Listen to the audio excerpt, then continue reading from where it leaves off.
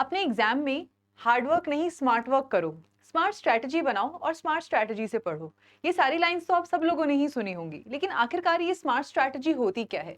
क्या smart strategy का मतलब होता है कि कम मेहनत करो, शॉर्टकट्स अपना लो, कम आवर्स की पढ़ाई करो? नहीं, ये सब आलसीपन की डेफिनेशंस होती हैं, ये स्मार्ट वर्क की डेफिनेशंस नहीं होती। स्मार्ट वर्क की डेफिनेशंस होती है कि आपको जो एफर्ट पुट करना है in terms of your energy, in terms of your study hours, वो आप उतना ही पुट कर रहे हो, लेकिन उन एफर्ट्स को आप उस डायरेक्शन में पुट कर रहे हो जहां से आपको ज्यादा मार्क्स मिल सकते हैं, जहां से आपकी रैंक इंप्रूव हो सकती है। ठीक है, तो इस वक्त वो सारे लोग जो नबार्ड के लिए प्रिपेयर कर रहे हैं, तो आप लोग के सामने एक इशू होगा कि मैम बहुत सारी चीजें हमें पढ़नी है।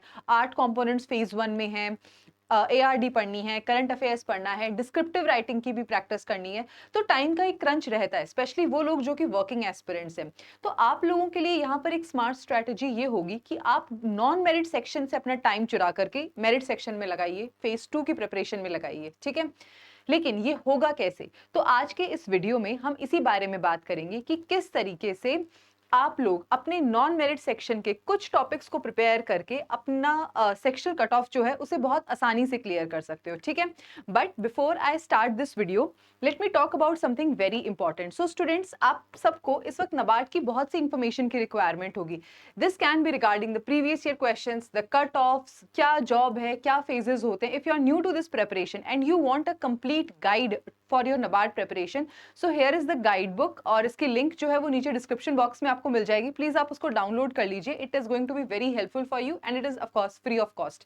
ठीक है, चलिए अब आगे बात करते हैं हमारे इस वीडियो के असली मुद्दे की, कि किस तरीके से हम लोग quant reasoning, English, computer, decision making, जो कि हमारा नॉन मेरिट सेक्शन है, उसे बहुत स्मार्ट तरीके से पढ़ सकते हैं। ठीक है, देखिए, सबसे पहली चीज जो आपने करनी है ना, वो ये करनी है कि आपको ये पता होना चाहिए कि आपका टारगेट स्कोर क्या है। अब ये टारगेट स्कोर की रिक्वायरमेंट यहाँ पर क्यों है? देखिए, टारगेट स्कोर आपको क्वांट, रीजनिंग, इंग्लिश, कंप्यूटर और डिसीजन मेकिंग हर एक कंपोनेंट के लिए सेट करना पड़ेगा।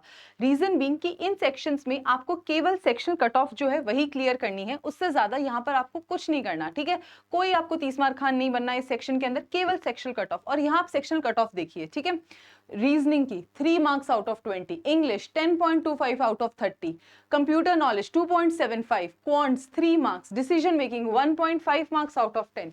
तो बहुत ही कम सेक्शनल कट ऑफ यहाँ पर जाती है हमारे नॉन मेरिट सेक्शन की। ठीक है, इस कट ऑफ को ध्यान में रखते हुए आपने अपना एक टारगेट स्कोर सेट करना है। ठीक है, और आपने अपनी पढ़ाई जो है उसी टारगेट स्कोर को ध्यान में रखते हुए करनी है। ठीक है, कोई फायदा नहीं है यहाँ पर कि आपके 20 में से 20 मार्क्स आ रहे हैं, कोई फर्क नहीं पड़ने वाला इस बात का। ठीक है, तो अब आपने अपना टारगेट स्कोर सेट करना है। किस तरीके से करना है कि जो भी इस पर्टिकुलर कंपोनेंट की मैक्सिमम कट ऑफ गई है अभी तक, ठीक है, उससे 2-3 नंबर ऊपर सेट कर लो। जैसे यहाँ पर अगर 3.75 मार्क्स गई है, तो 5 to 7 मार्क्स आपका टारगेट स्कोर होना चाहिए। ठीक है, इंग्लिश के लिए अगर कट ऑफ गई है 12.50 मार्क्स, तो आपका टारगेट स्कोर यहाँ पर होना चाहिए अराउंड 15 मार्क्स। तो इसी तरीके से आपको अपने हर एक कंपोनेंट की टारगेट स्कोर जो है वो सेट करना है। ठीक है, एक बार जब टारगेट स्कोर सेट हो गया, अब आपको जरूरत होगी दूसरी चीज की, वो है the most important topics. Phase 1 non merit section के मोस्ट इंपॉर्टेंट टॉपिक्स, आपका ध्यान केवल इन्हीं टॉपिक्स पे होना चाहिए, क्योंकि ये टॉपिक्स हर साल आते हैं। इन टॉपिक्स को आपको बिल्कुल अच्छे से पढ़ करके जाना है, ताकि यहां से आने वाले किसी भी क्वेश्चन में आपकी गलती ना हो। आपको यहाँ पर 100% एक्यूरेसी रखनी है। ठीक है, सारे टॉपिक्स मत पढ़िए, ये मोस्ट इंपॉर्टेंट टॉपिक्स हैं जो आपने कवर करने हैं, और इन्हीं के बेसिस पे आपने अपने सेक्शन कट ऑफ को टारगेट करना है। ठीक है, तो क्या है ये इंपॉर्टेंट टॉपिक्स, चलिए हम देखते हैं एक एक कंपोनेंट के अकॉर्डिंग। तो सबसे पहले अगर मैं बात करती हूँ क्वांट की, तो क्वांट के अंदर हमारे मोस्ट इंपॉर्टेंट टॉपिक्स हैं data interpretation, quadratic equation, simplification and approximation, percentage, profit and loss, interest, time works, number series, time speed and distance। ठीक है, इसमें से भी अगर आपको ये भी ज्यादा लग रहा है, इसमें से भी अगर आपको टाइम बचाना है, तो ये जो पहले 5-6 टॉपिक्स हैं, इनको आप बहुत अच्छे से कर लीजिए, सेक्शनल कट ऑफ क्लियर हो जाएगी। ठीक है, instead of completing all those 15 topics जो हमारे क्वांट का सिलेबस का पार्ट बनते हैं, उन सबकी बजाय आप केवल इन 5 to 6 टॉपिक्स के ऊपर अगर अपना ध्यान लगाते हो, अपनी एफर्ट लगाते हो, सेक्शनल कट ऑफ आपके लिए इशू नहीं होगा। लेकिन यहाँ पर आपने मेक श्योर करना है कि जो टॉपिक्स आपने प्रिपेयर करे हैं उनमें आपकी 100% एक्यूरेसी हो, फिर वहां पर एक्यूरेसी में गलती नहीं होनी चाहिए, ठीक है। अब बारी आती है कि कहां से आप इसको पढ़ सकते हो, आपका सोर्स क्या होना चाहिए। So here is the source, quantitative aptitude की बुक आती है by doctor R S. Agarwal, a good book for NABARD, तो आप इस बुक को रेफर कर सकते हो, ठीक है। चलिए अब बात करते हैं हम लोग इंग्लिश के बारे में, सॉरी रीजनिंग के बारे में पहले। तो रीजनिंग के बारे में अगर मैं बात करूं तो यहाँ पर आपका जो टारगेट स्कोर है वो on the basis of 6 to 7 questions होना चाहिए। आपने लेके चलना है कि 6 to 7 क्वेश्चंस मुझे बिल्कुल ठीक ठीक करने हैं यहाँ पर, ठीक है। उसके बारे में बाद में बात आती है कि मोस्ट इंपॉर्टेंट टॉपिक्स क्या हैं। तो alpha numeric series, coding decoding, syllogism, ranking in order, blood relation, sitting arrangements and puzzles, ये आपके मोस्ट इंपॉर्टेंट टॉपिक्स हैं। पजल्स जो है ना, उससे क्वेश्चंस मैं मानती हूँ कि ज़्यादा आते हैं, लेकिन ये बहुत ही ट्रिकी टॉपिक यहाँ पर हो जाता है, क्योंकि प्रॉब्लम ये होती है कि ये जो क्वेश्चंस आते हैं ये अगर तो बन गए तब तो आपके सीधे 5 मार्क्स हैं, लेकिन अगर ये नहीं बने तो आपका एक अच्छा खासा टाइम है जो कि वेस्ट हो जाता है। तो you have to make sure कि आप पजल्स जो है उसको सबसे लास्ट में ही उठाओ। अगर आपको थोड़ा सा भी डाउट है, अगर आपका कॉन्फिडेंस उतना स्ट्रांग नहीं है पजल्स को लेकर के, तो ये आपकी फर्स्ट प्रायोरिटी नहीं होनी चाहिए, क्योंकि क्वेश्चंस देख के हम ललचा जाते हैं कि यार एक टॉपिक से इतने सारे क्वेश्चंस हो रहे हैं, पर वो टॉपिक बहुत फंसाने वाला है, अगर फंस गए तो बहुत टाइम वेस्ट हो जाता है और कहीं के भी नहीं रहते हम फिर, ठीक है। तो इस चीज को थोड़ा सा ध्यान में लेकर के और फिर अपनी प्रिपरेशन को यहाँ पे कीजिएगा, ठीक है। और अगर मैं सोर्स की बात करूं तो अगेन डॉक्टर आर.एस. अग्रवाल की ही बुक है, verbal and non verbal reasoning, ठीक है। अच्छी बुक है, अगर आप इसे पढ़ोगे तो हो जाएगा, मतलब इससे ज्यादा कुछ करने की जरूरत नहीं होती है, तो आप इस बुक को रेफर कर सकते हो, ठीक है। चलिए उसके बाद में हम बात करते हैं टाइम बाउंड प्रैक्टिस। क्वांट और रीजनिंग आपने पढ़ ली, सॉल्व कर ली, बहुत अच्छी बात है, लेकिन इसके बाद आपको करनी है प्रैक्टिस।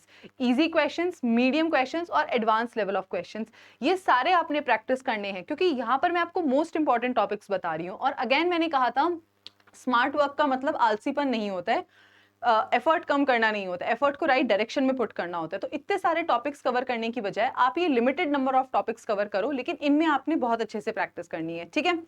चलिए अब हम बात करते हैं इंग्लिश के बारे में कि इंग्लिश को लेकर के आपकी क्या स्ट्रैटेजी होनी चाहिए। तो इंग्लिश के अंदर आपके टारगेट क्वेश्चंस जो हैं वो अराउंड 15 क्वेश्चंस होने चाहिए, क्योंकि हमारी कट ऑफ जो है सारे नॉन मेरिट सेक्शन के अंदर सबसे हाई कट ऑफ इंग्लिश की ही जाती है। तो अराउंड 15 क्वेश्चंस आपके टारगेट नंबर ऑफ अटेम्प्ट्स होने चाहिए, ठीक है।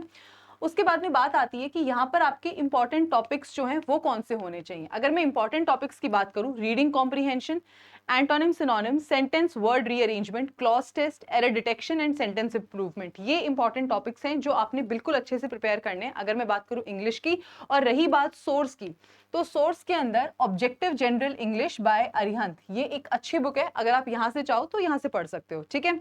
चलिए उसके बाद में हम बात करते हैं कंप्यूटर अवेयरनेस और डिसीजन मेकिंग की, ठीक है।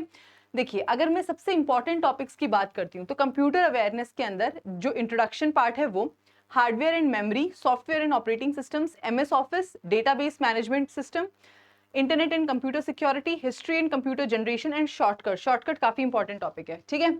उसके बाद डिसीजन मेकिंग की अगर बात करी जाए तो basics of decision making, types of decision making models, decision making approaches, problems in decision making and factors affecting decision making, ये कुछ टॉपिक्स हैं जो आपने कवर करने हैं, ठीक है।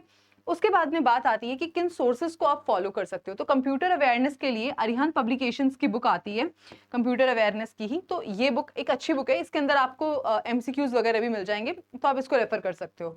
उसके बाद में आती है डिसीजन मेकिंग के लिए principles and practice of management by TN. Chhabra.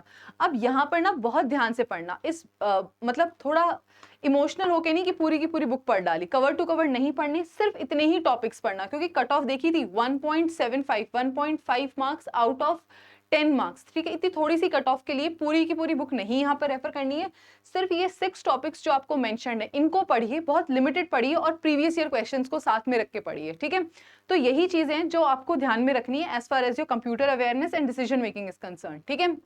और अगर ये वीडियो आपको हेल्पफुल लगा हो और आपको इसकी पीडीएफ चाहिए हो तो हमारे टेलीग्राम चैनल से आप जो पीडीएफ है उसको डाउनलोड कर सकते हो, ठीक है।